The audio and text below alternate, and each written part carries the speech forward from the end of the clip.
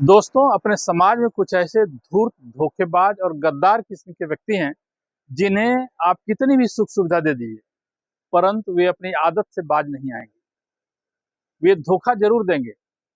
ऐसे ही लोगों के बारे में मैंने चूहे बिल्ली की एक सांकेतिक कहानी के माध्यम से कोई सच्चा नाम बता दे नामक शीर्षक से एक कविता लिखा है। कविता को सुने, उसमें छिपे हुए संदेश को समझें। वीडियो को लाइक करके हमारा उत्साहवर्धन करें तथा चैनल को सब्सक्राइब करें, जिससे हमारे आने वाले वीडियो के बारे में आपको सूचना मिलती रहे। सुने। मालूम नहीं मुझे क्यों पौधे अति प्यारे लगते हैं, तरु झुरमुर से चिड़ियों के संगीत न्यारे लगते हैं। वृक्ष शिखा पर बैठ गिलहरी ठाठ से दाना खाती है, निम्न डाल से छोटी गिल्लू देख उसे ललचाती है। तरु तरे प्रकृति लीला अद्भुत अनुभूति कराती है, पूर्वाई शीतल समीर तो यही हर ले जाती है। जमाना बीत गया जब से गांव छोड़कर आया हूँ, ग्राम में सृष्टि लीला को अभी तक भूल न पाया हूँ। वो मधुर पंछी गीत अभी तक मुझे सुनाई देता है, चंचल चीखुर चाल चित्त नयनों को दिखाई देता है। लगता अभी भी पवन तन स्पर्श करके जाता है, ताजगी भरी शीतलता से अंतर मन को छू जाता है। वही सृष्टि आनंद हृदय में अभी भी मेरे रहता है, उसी काल जाने को मन सदा हृदय से कहता है।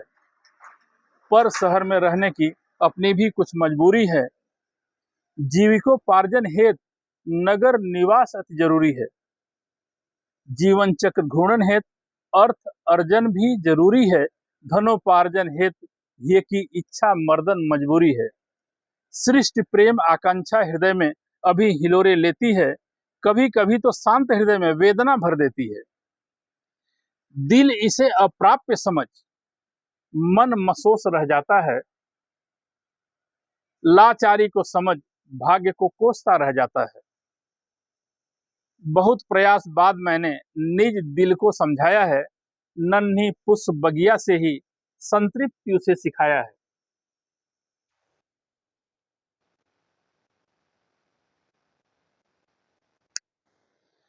नगर बीच मुश्किल देख बाहर की विधि अपनाया है, शहर सीमा पार छोटी सी जगह जुगाड़ लगाया है।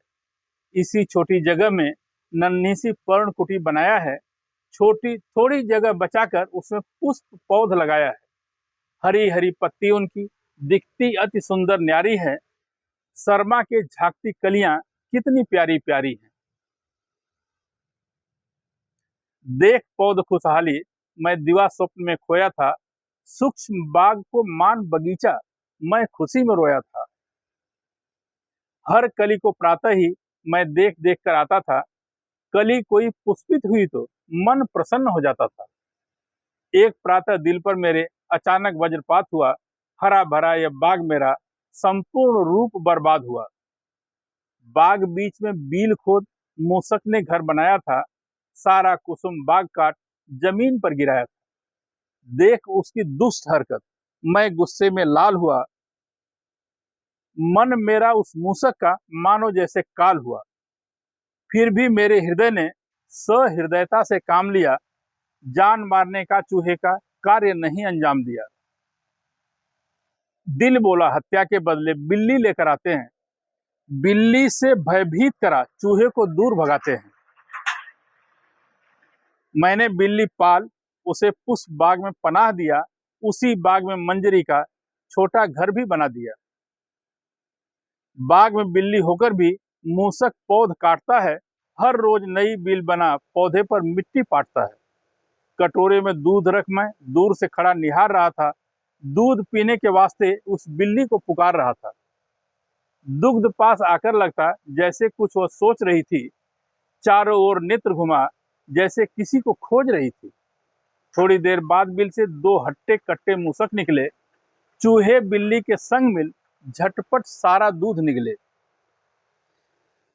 देख हरकत उस बिल्ली की मैं तो स्तब्ध रह गया, जानी दुश्मनों की दोस्ती देख मैं निशब्द रह गया। दुश्मन जो एक दूसरे को फूटी आंख नहीं सुहाते हैं, बिल्ली की आहट से चूहे बिल अंदर छिप जाते हैं। मांजर मूसक का शिकार अत्यंत प्यार से करती है, अपने प्रिय शिकार को भूले भी माफ न करती है। शायद बिना परिश्रम यहाँ पर बैठे बैठे पाती है, इसीलिए दुश्मन से भी इतना प्यार जताती है। अगर भूखी रहती तो ऐसा प्यार कभी ना आता, झटपट चट कर जाती जहां भी चूहा दिख जाता। उसी प्रिय शिकार पर अब ऐसा प्यार दिखाती है, खुद के भोजन में उसको भी बुला कर खिलाती है।